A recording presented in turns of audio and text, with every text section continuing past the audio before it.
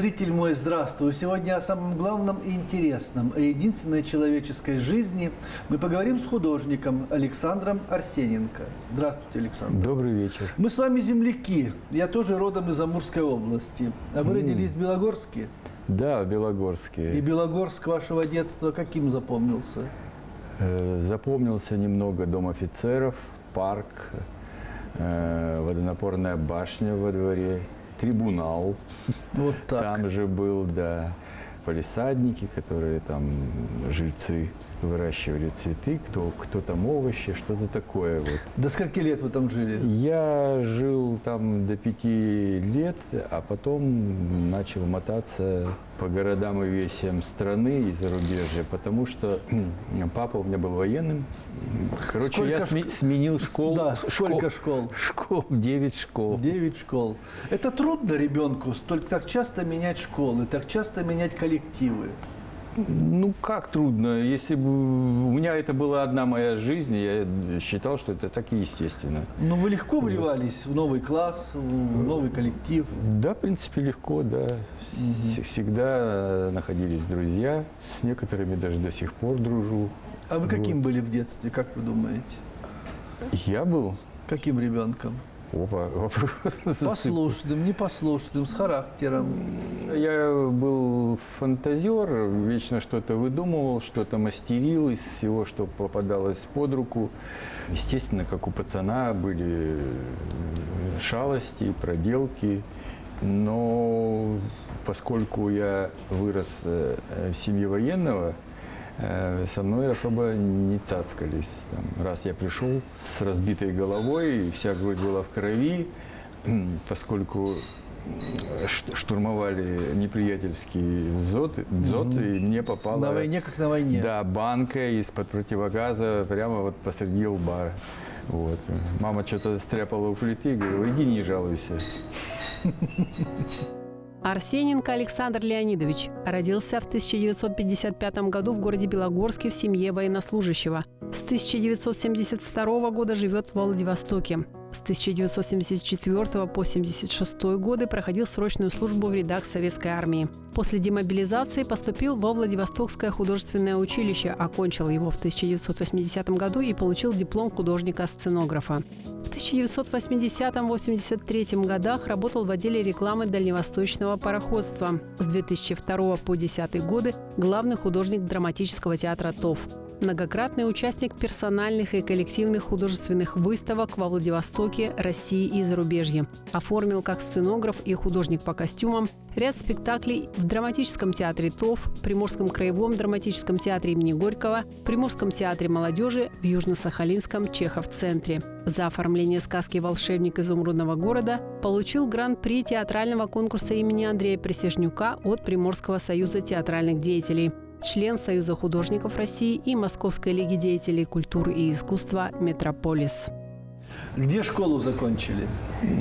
Школу я закончил в городе Фюрстенберг. Это север ГДР тогда. А потом мне деваться было некуда. Вот там оставаться я не мог. И я поехал поступать. Ну, естественно, я поступал по протекции, не протекции, ну, при помощи. При помощи, да. Вот, продолжить традицию семейную, военное училище, из которого меня выгнали буквально же на первом курсе. А поступили? Да, за недисциплинированность. А в чем она заключалась? Ну, самоволки, потому что у меня здесь остались друзья. Я учился в Уссурийске в школе. Вот, и оттуда уже уехал в Германию. Естественно, все захотели встретиться, и я периодически через забор убегал. На что мне папа сказал: вот я тебя на первую ступеньку поставил, не захотел, флаг тебе в руки, иди на дальзавод устраиваться. И пошел? Пошел, но меня туда тоже не приняли. У меня был заграничный паспорт еще на руках. И что это, как контрреволюция? Не контрреволюция, но завод-то режимный был. Все. Поэтому опять за компанию поступил в строительный техникум, вот, который не закончил, поскольку уже друзья учились в художественном училище, я к ним ходил, и мне эта жизнь начинающих художников очень нравилась. Вот. И я решил туда поступать. А какая там была жизнь? Что вам там нравилось? Какая атмосфера? Атмосфера творчества нравилась. Там всякие мероприятия, капустники, не капустники, там всякие светогазеты делали, шаржи, все вот это вот мне нравилось. Вот. И я поехал в Санкт-Петербург, тогда Ленинград, посмотрел там тоже, некоторые знакомые, друзья учились. И решил все-таки начинать в столице. Вот. А когда приехал сниматься с воинского учета, мне сказали: поздравляем, вот вам повестка. Родина ждет. Да, Родина ждет. И я 2 года честно отдал Родине на Сахалине в войсках ПВО. И после службы в армии поступаете в художественное училище, да. Вы понимали, что это ваша история, художественное училище? Вы понимали, что вы в те двери стучитесь, когда поступали? Или не совсем? Нет, я понимал, что это те двери, потому что я раньше научился рисовать, прежде чем читать. Потому как у меня был старший брат, он очень одаренный был парень, он и музыкальную школу закончил, и рисовал. И я сначала началось с чего? С того, что я ему подражал. Потом, когда учился в строительном техникуме, с приятелем познакомились с девчонками, и он меня представил как студента Института искусств. Легенду надо было поддерживать всячески. И я отступать было некуда. Тоже рисовал, и потом вот это вот, во что это вылилось. Я стал не только художником, но и членом Союза художников России. Легко учились в училище? Легко, потому что у меня уже был какой-то жизненный опыт. Смотрите, вам было что с чем сравнивать? И техникум, и армия, и 9 школ, и художественное училище. Это особая атмосфера или нет, по большому счету? Конечно, это особая атмосфера. А сравнивать, вот предыдущий вопрос, от чего и как, и вы осознанно шли или нет. Естественно, у меня было уже какое-то представление, поскольку папа учился в академии в Москве. Москва – это, значит, Третьяковка, музей изобразительного искусства. В Германии там тоже Дрезденская галерея, да и вообще, что не город, то музей. И мама моя всячески это поощряла. Вот, у меня до сих пор хранится альбом, огромный вот такой альбом «Сокровища Эрмитажа». А как у вас рождается картина? Вот она в душе должна родиться? Да по-разному рождается. Рождается от... Это вот может быть просто разговор с кем-то. Вот, поговорили, разошлись, а я на что-то важное, допустим, не ответил или не спросил. И об этом думаешь, потом рождается. Иногда это музыка, иногда это путешествие, впечатление. Вот в 2010 году я ездил учиться в Штаты и попал в удивительный город Санта-Фе. Так вот, меня настолько снесло крышу, что я целую выставку за 1,5 года я написал где-то около 30 работ. А что там такое было, что крышу снесло?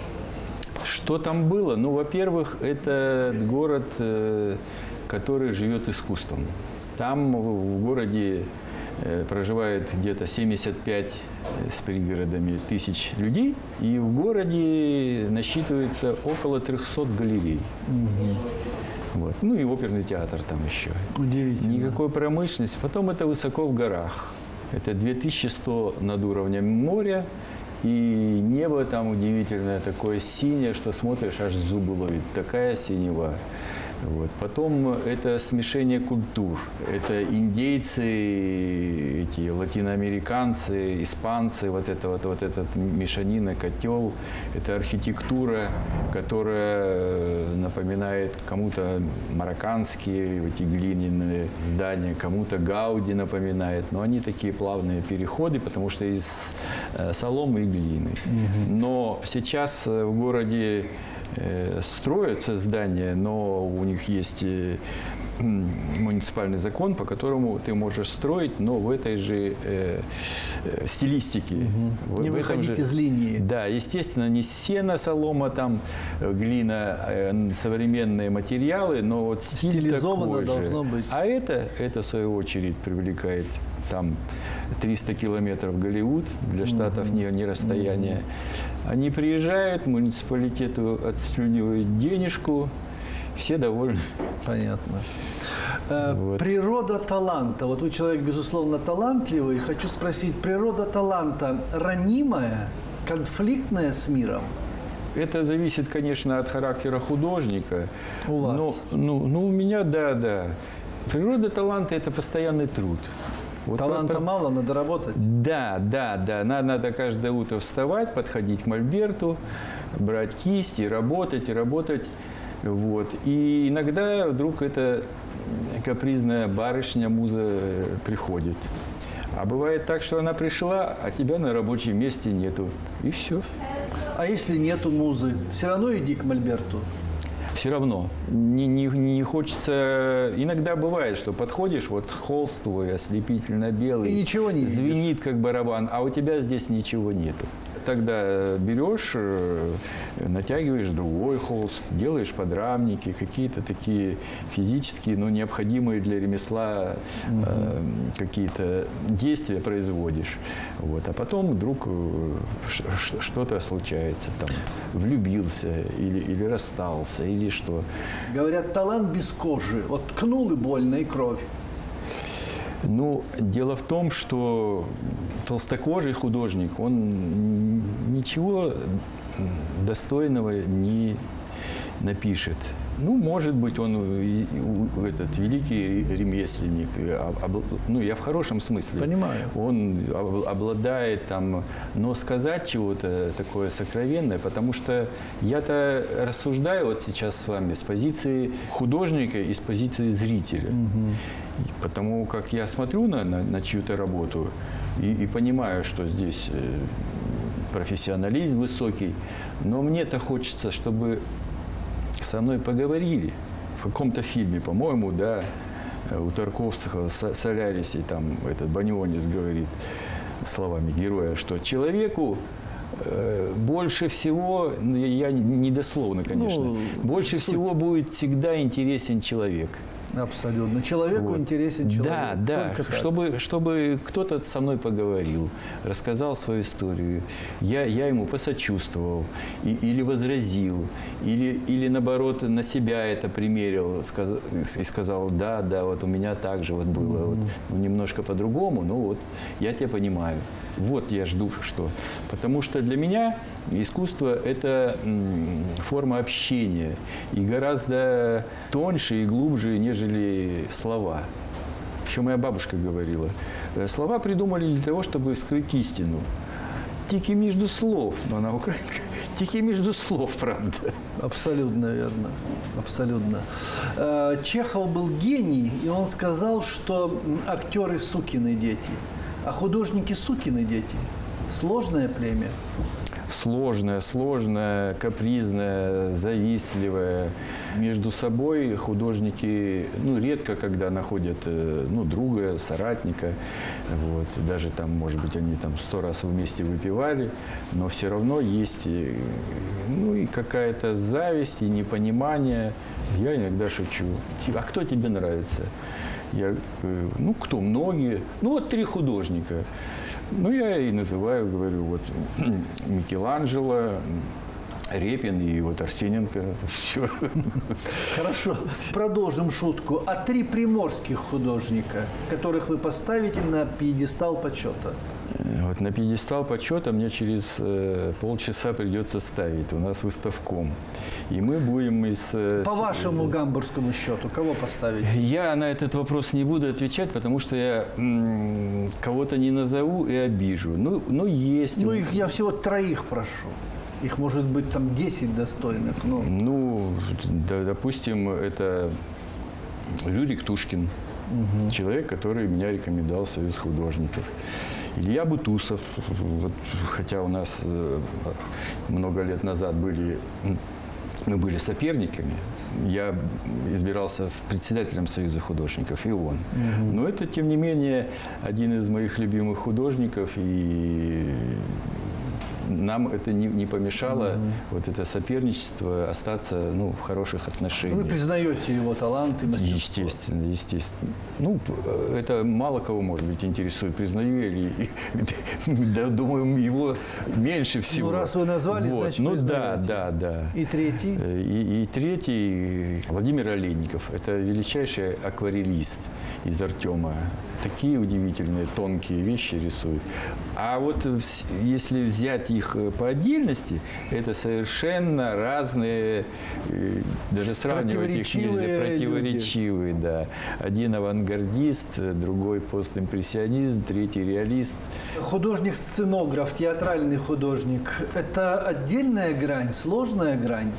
Отдельная, конечно, и сложная. Она, естественно, очень близко вообще к художнику, потому что художник думает с карандашом в руках. Сложна она в том, что это зависимая уже профессия. То есть это все-таки театр, это главный режиссер.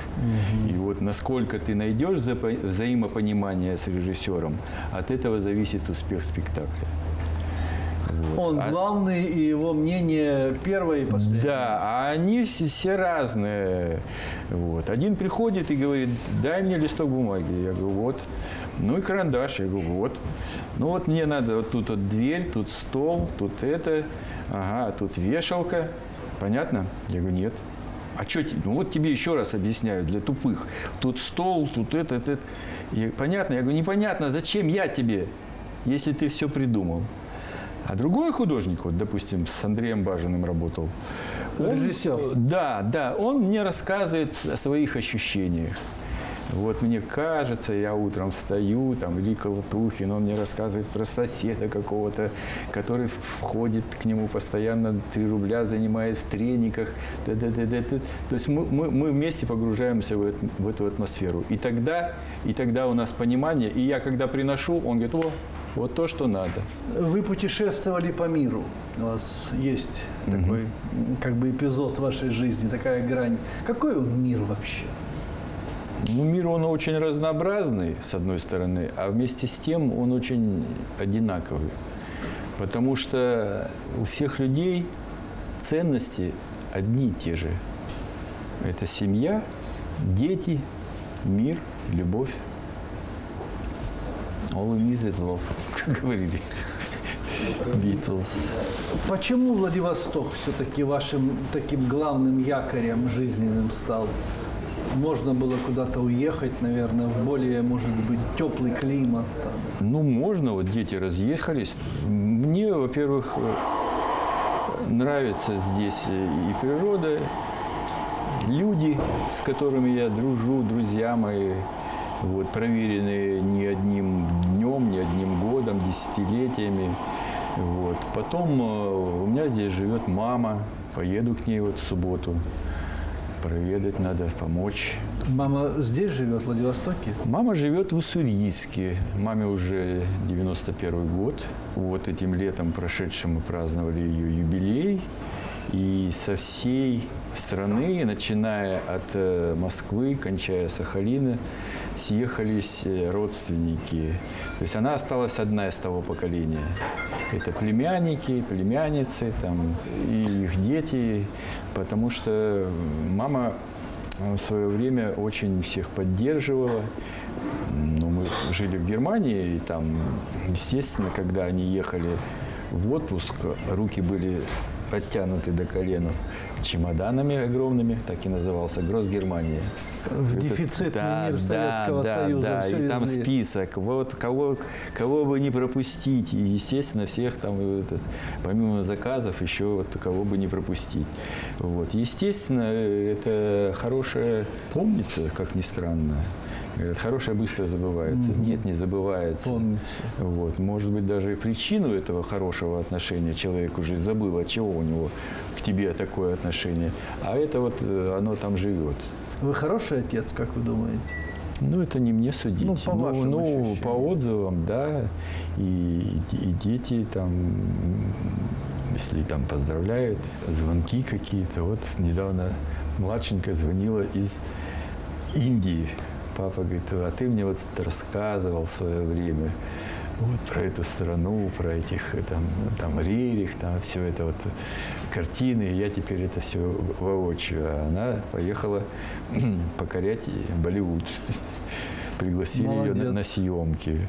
Вот. А старшая по образованию, она японист, японский язык, учила, в Японии жила и преподавала потом в Петербурге долгое время. Но, говорит, папа, нету общения с носителями, и я утрачиваю, а людей обманывать я не могу. Язык живой, нет общения. Я не могу, да. говорит, обманывать. И вот ты меня так научил.